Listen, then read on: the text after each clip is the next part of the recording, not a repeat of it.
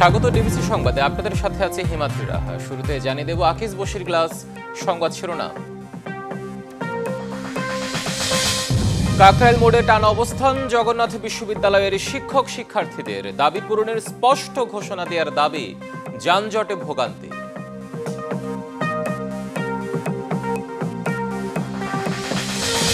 সাম্য হত্যা নিয়ে প্রোপাগান্ডা ছড়ানোর অভিযোগ, ছাত্র দলের কর্মসূচি চালিয়ে যাওয়ার ঘোষণা, আধাবেলা শোক পালন বিশ্ববিদ্যালয় প্রশাসনের।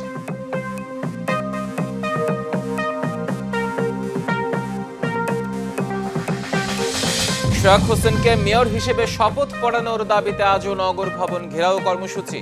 শনিবার সকালে সচিবালয় পর্যন্ত বিক্ষোভ মিছিলের ঘোষণা।